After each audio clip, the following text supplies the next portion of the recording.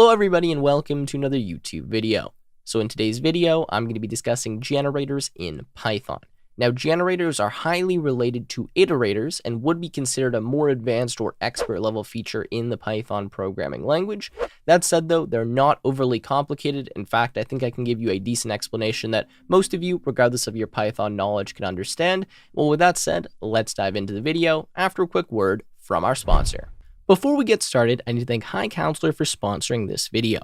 HiCounselor's Job Search Accelerator program combines AI-powered technology and professional mentorship from top tech companies to help recent graduates and young professionals get a lot more interviews and fast-track them to landing their dream jobs in tech in 6 weeks on average.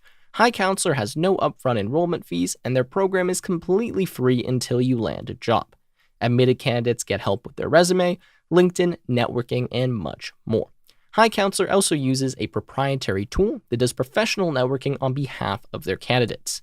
This, in combination with a unique network of over 250 hiring partners, mean candidates get 10 times more interviews on average and spend less time searching the web for jobs. Multiple job offers are common amongst HiCounselor candidates, and the program has a 100% placement success rate. You can submit an application for free through the HiCounselor website or attend an upcoming information session to learn more. Check out HiCounselor from the link in the description today. Alright, so let's go ahead and dive into the video. The first thing that I need to do before we can really talk in depth about generators is describe what an iterator is and talk to you about how iterators work in Python. Now, really, an iterator is an object that allows you to loop through a sequence of numbers or some sequence of data, some sequence of something, without having to store all of the different items in that sequence in memory.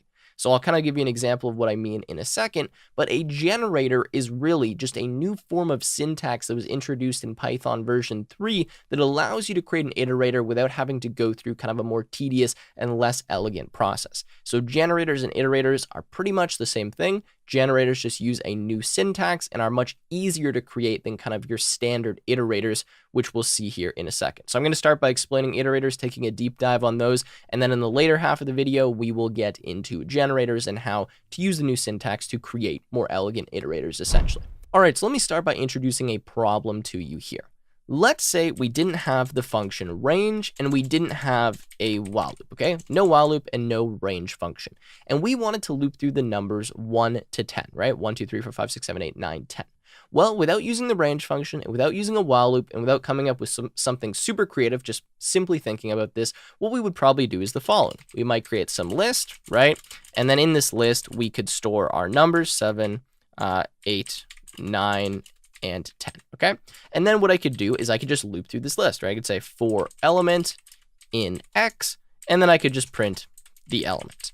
And quite simply, this is going to loop through all of these values. We're looping through the numbers 1 to 10.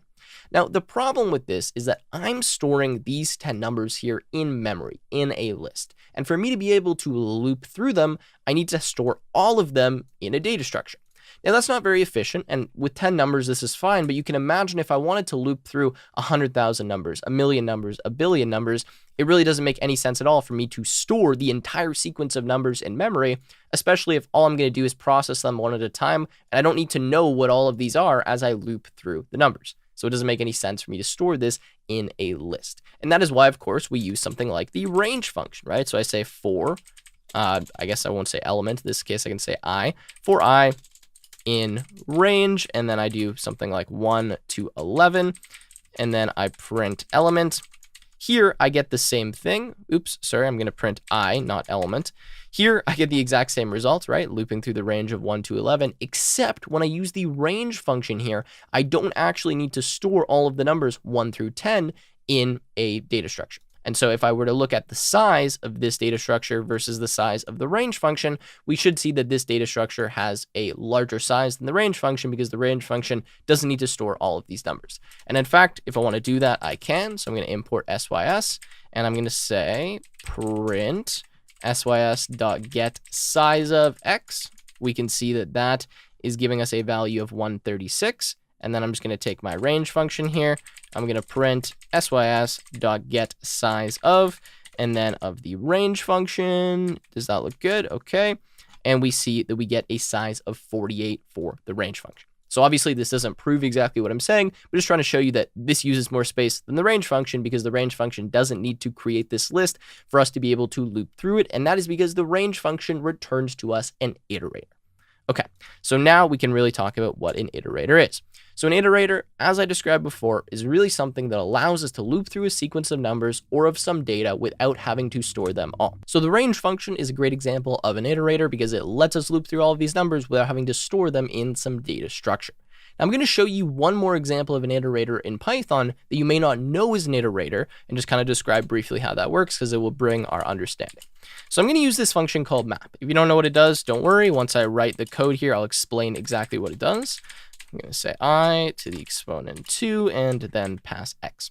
Okay, so what the map function does is it takes some data structure, in this case we have a list, and it maps all of the values in this data structure to some function. So pretty much it applies this function to all of the values in the data structure, and then it actually returns to us an iterator that contains all of the results of this function called on all of these values. So essentially what this is doing is generating the squares of all of these values. And so if I were to look at this as a list, I would have 1, 4, 9, 16, so on and so forth, because I'm applying this function right here, which is just generating the square of all of the values from the list.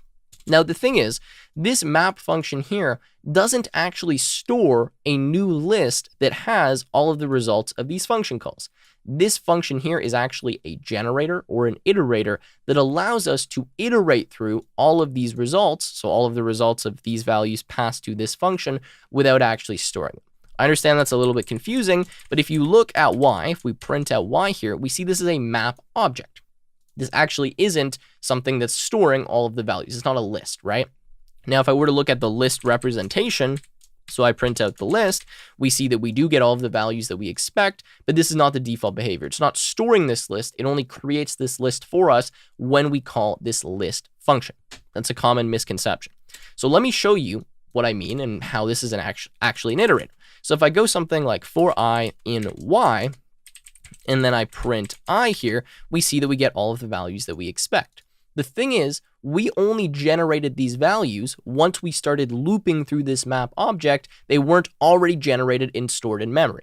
Like when I say for I in y, on the first iteration, it sends this 1 to this function and gives me the result. Then it sends this 2 to the function, gives me the result, sends the 3 to the function, gives me the result. It's doing it while I'm looping through it. It didn't do it before and store all of it in memory. And to give you one last proof here, I'm going to print the sys.size of, or I guess this is get size of, and then of y. And let's see what we get. We get a size of 48. Again, if you compare that to, let's say, the list of y, okay, you'll see that the list of y is much larger than simply y, because when we do the list, it actually generates the list for us. Hopefully this is making sense. The whole point is that we didn't have to store the sequence in memory. We could generate the sequence as we looped through it, and that is really what an iterator is. Okay, so now I want to dive into how an iterator actually works and how you create an iterator. So really, what a for loop is doing is it's calling a special method on all of these iterator objects, so this map object, this range object, that gives us the next item or the next piece of data in the sequence that we're looping through. So there's actually this function here, and it's called next. And what this does is give us the next value in the iteration through an iterator. So if I go here, and I print the next of y, you can see that we get 1, right? And then if I print this again, we get 4. And if I print this, again, we get 9. And again, I did not mean to create a new file there, we get 16. And then notice here, right, I've gone through 4 times y. And now if I start looping through y, for I in y, and I print I, we're going to start looping at 25 because that was the next value in the iteration. Notice I didn't have 1, 4, 9, 16, and then those repeating again and then looping through the rest of the values. It continued right at 25. And just to make this even more clear, I'm going to say print for loop starts, okay? And notice we have 1, 4, 9, 16, the for loop starts, and then we continue through the rest of the iteration. Hopefully this is kind of making sense, but really what a for loop is doing is it is calling this next function on your iterator object, and that is returning to you I, which is going to be the next value in the sequence. So when I've already looped through the first four values in the sequence, and then I go to the for loop here, well, the for loop is just going to continue to call next until eventually there's no more items in the sequence, and so that's why it starts after we've already looped through the value, if that kind of makes sense, or it starts where we left off looping through the rest of the sequence. Hopefully I'm articulating that okay. So hopefully that makes sense, but that is what an iterator does. That's what a for loop does. An iterator has this kind of next method on it, and when we use this next function, well, we get access to the next value in the sequence. Now, the same thing works when I do this, y dot underscore underscore next underscore underscore. So this is a dunder method, a double underscore method. Some of you may be familiar with that, but the next function is the exact same as me calling underscore underscore next underscore underscore on an object. And to just show this to you, if I run this, you see we get the same thing. Okay, nice. So that is how that works. Now, what I'm going to do for you is write a for loop, or write what the actual implementation of a for loop is, so you can see how it actually works on an iterator. So this is our for loop, but if I were to write this for loop and kind of peel away, the disguise here where it says for, this is what it would look like. If I say while true, and then I'm going to try to get the next value in my iterator. So I'm going to say value equals next, and this is going to be of y. And then I'm going to accept. The exception here is stop iteration. I'll describe this in a second, and then I am going to break, and I'll just print done, and then here I will print the value. Okay, so these here, this for loop and this while loop are actually identical. Let me get rid of this though, because we don't need this anymore. Okay, again, yeah, so this for loop and this while loop are identical. We are looping through this y iterator. So in this case, I'm saying for I in y, and then what this for loop actually does is what I've written here. We have an infinite loop, so we have while true because we don't know how many items are in the sequence. And then what we do is we try to get the next value from our iterator. So we keep calling this next function, or in the same way, we could say y dot underscore underscore next underscore underscore, but the next function is kind of convention. Then we print out the value, and then we accept stop iteration. So if at any point in time there is no more values in the sequence or in the iterator is going to raise an exception. This exception is stop iteration, and in that case we end the while loop and we're done. So just keep in mind, this for loop and this while loop are literally the exact same thing. All right, so let me delete this for loop here and just run this for you, and you can see that this works, right? We print out all of the values, and as soon as we find this stop iteration error, we print done. Now, let me show you what happens if I don't have this, this except here. So if I just do this, I just try to get the next value from my iterator, and I run this, notice we get an exception, and it just says stop iteration. That's obviously why I accepted the stop iteration error, because, well, you need to do that, otherwise your program is going to crash, and that is exactly what a for loop does. Okay, so there you go. That is the basics of how you loop through an iterator. Now, let me show you kind of doing the same thing, with the range function. So let's say x is equal to, in lowercase, x is equal to range, and then we have 1, 11. That's the range we want to loop through. So let's start by just printing x. Now notice when we print x, we actually just get a string representation of the range function. So this is a string, it just prints this out for us. And now watch what happens though if I try to call next on x. If I do this, notice we get an error. It says range object is not an iterator. Now, the reason it's not an iterator is because for us to actually get the iterator from the range object, we need to call another special method, which is called iter. So there is this iter method, or this iter function, that returns an iterator from an object. And there's also the dot underscore underscore iter underscore dunder method. Now, what this iter method does is the exact same thing as this iter function. If you call the iter method, it's literally identical to calling the iter function, just like the next function and the next dunder method. So the whole point of me saying this to you, though, is that if we want to get the iterator from x, we need to call iter like that. So if I call iter there, now this is actually going to work, right? If I get the next of iter x, we don't get an error. I didn't print out what that was. I can print it. You can see that that is now correct. There you go. So that is kind of how that works. So the whole thing is when I do something like for I in x, what actually happens is we're saying for I in the iter of x. And then it calls the iter method, gets the iterator, and then calls the next method on the iterator object that we got from the object we're looping through. Hopefully that kind of makes sense, but the whole point is you start by calling that iter method. That iter method returns to you the iterator, which has a next method on it, and then you call the next method on the iterator. It's a little bit confusing because on map, you don't need to do that. On range, you do need to do that. The whole point is that there's kind of two methods that make up an iterator. One is the iter method, the next is the next method. So now what I'm going to end off the explanation of iterators by doing is showing you how you make your own iterator using kind of the old legacy syntax, not the generator syntax. So the way you do this is you create a class. So I'm going to make a class. I'm just going to call this class iter. Now you can define the init and any other methods in this class just like you would for any other class. So I'm going to say self. I'm just going to take some value n. I'm going to say self.n is equal to n, and n will kind of be like the maximum value I want to go to while I'm iterating. All right. Then if I want to make this an iterator, I need to implement two methods. Those methods are iter and next. So I'm going to say define __ iter like that.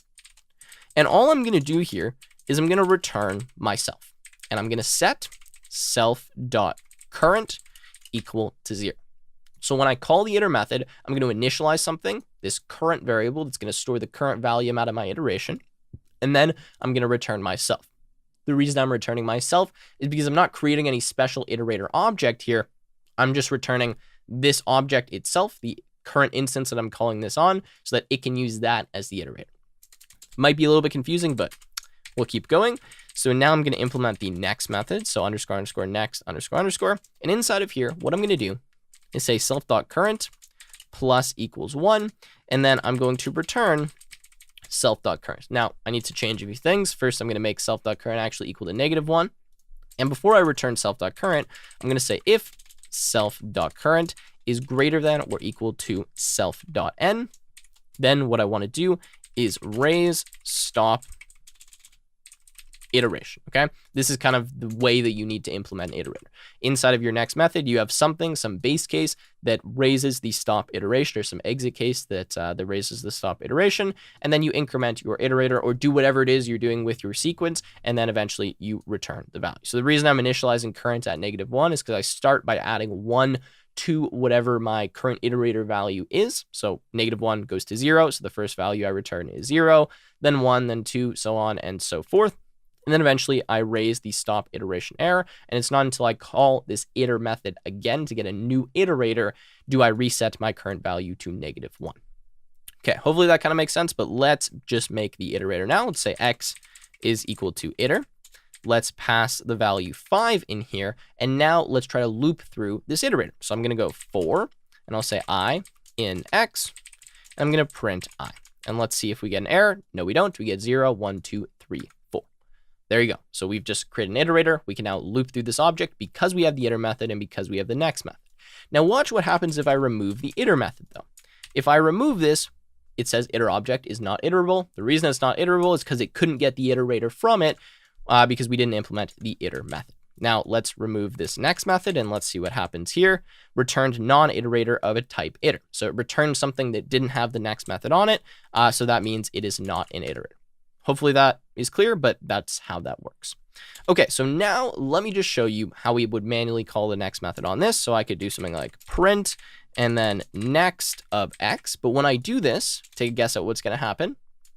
Notice I get an error. It says iter object has no attribute current. The reason it has no attribute current is because I didn't create the iterator object first, or I didn't initialize the iterator by calling the iter method. I just called next. So I would need to say like itr is equal to iter of x, and then I could call next on itr, okay? And then notice I get 0, and then if I call it again, so let's do it here, I get 1, 2, 3, so on and so forth. Okay, so that is the old school way of creating an iterator. Now I'm going to introduce to you generators, which is the much more elegant and nice way of creating an iterator. So the generator syntax is quite simple. You create a function. So in this case, I'm just going to say define gen. Take in any parameters that you want. In this case, I'll take in n. And then what you do is you use the yield keyword instead of the return keyword. I'm going to explain exactly how this works, but let me just make the exact same iterator I made before using the generator syntax. So let me say, actually, I don't need self. I can just say, we'll use a for loop actually, for I in range, and then this will be n, and I'm going to yield and I need to spell yield correctly. I'm going to yield n. Okay, so this is exactly the same as that class that I just created, and notice how much simpler this is. So I'm sure this probably still doesn't make much sense to you, but let's just loop through it for I in, and then we're going to say gen of 5, like that, print I, and notice that we get, oops, sorry, it's yielding n, that needs to yield I. My bad, we get the exact same thing that we got before. So the way that the generator works is when the yield keyword is hit, it pauses the execution of the function and returns this value to whatever is iterating through this generator object. So in this case, I'm saying for I in gen 5. So I'm looping through my generator here, passing the value 5 to it. And inside of my generator, I create this for loop. And in this for loop, I'm looping up to 5 or up to n. So in this case, 5, but not including 5. And I'm yielding I. So as soon as I get through the first iteration of this for loop and I is equal to 0, I yield 0. And what that means is I immediately pause, I stop. All of the information about this function is saved, so it's stored in memory. And then I go to this for loop and I print whatever the value is that I yielded. Then what happens is the function or this for loop continues. So we go through the next value, we call next on this generator. That then has the for loop run again. So then we get the value 1. Then we call next again, we get the value 2, 3, 4, so on and so forth. The important thing to understand is when yield is hit, the function execution is paused. It's not terminated, it's not done, it's paused. And then we return to it and continue running whenever we see the next keyword again, or whenever we call the next method or function on this generator. So to do this manually, I could say, I guess I'll just go with x is equal to gen of 5. And then I could say next x, let's just print this like this, okay? So if we do this manually,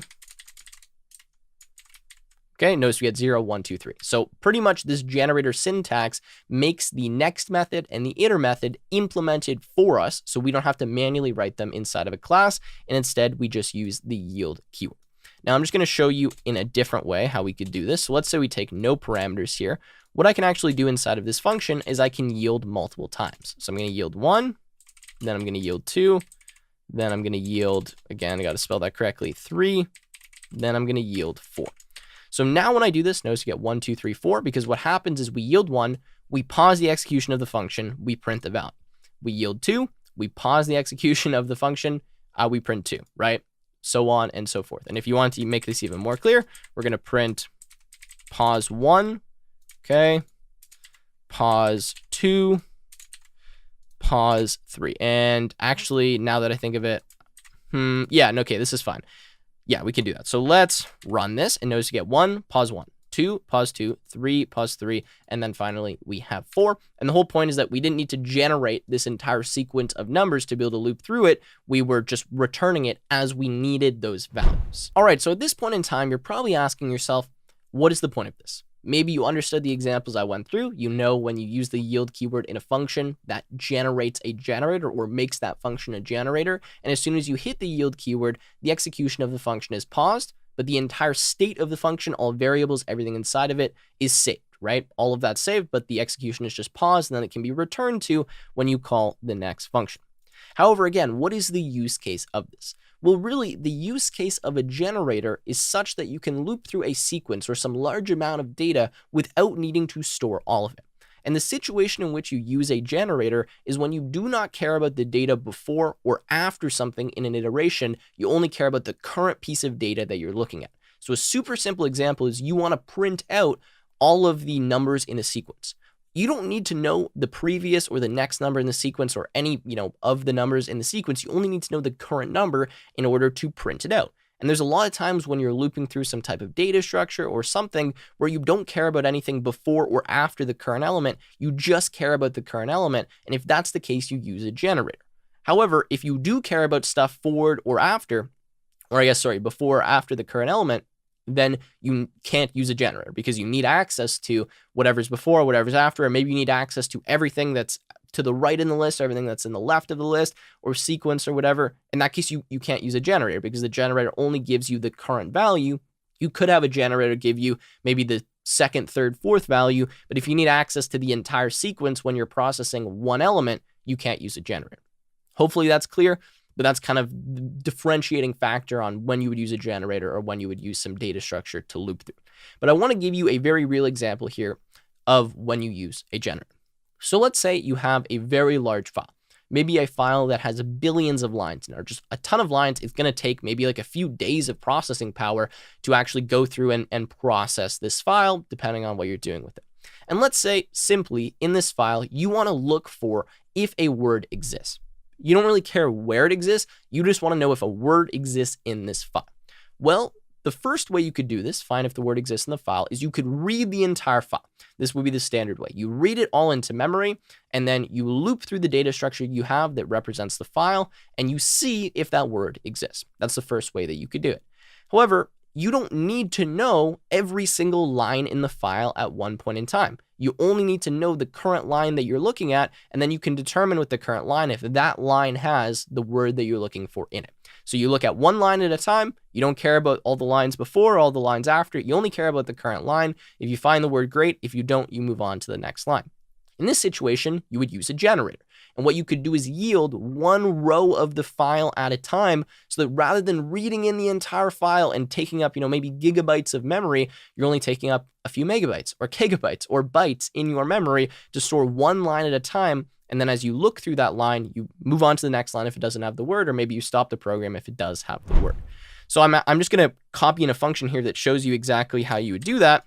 This function is called CSV Reader, and all you do is you pass a file to this function. What it does is it opens the file, and then it yields one row of the file at a time. So this way, you don't actually need to, read the entire file in at once. You just read one row. You can process the row, see if it has a word, and then continue on from there. So that is kind of my example. Hopefully that maybe cleared it up on when you would use a generator. So sorry for the abrupt cut here, but I realized when I was editing this video, I forgot to mention an important part of generators, which is generator comprehensions. So there is actually another way to create a generator that does not involve creating a function. Previously, the way we made a generator was made a function, and we just put the yield keyword in it. As soon as you put the yield keyword in a function, it's a generator. However, another way to do this is with a comprehension. So let me just show you. I can say something like x is equal to, I'm going to put the syntax for a tuple, so open brace and close brace, or open parenthesis, closing parenthesis. Then I'm going to say I for I in range 10. Now, this is a very stupid generator. You never make this, but I just made a generator. And to prove this to you, I'm going to print x. So when I do this, notice I get a generator object. So whenever you do a comprehension like this inside of the parentheses, this gives you a generator. So now I could print out the next of x, and when I do that, I get 0. I could do this again. Okay, I get 1, 2, 3, and then I could loop through x. I could say for j in x, print j, and well, we get the same thing, right? That's all I wanted to show you. That's another way you can make a generator with a comprehension like this. Of course, you would do something that probably makes more sense than this, that is a bit more advanced. There's another way to go about doing that. All right, so with that said, I am going to end the video here. I hope you guys enjoyed. If you did, make sure to leave a like, subscribe to the channel, and I will see you in another YouTube video.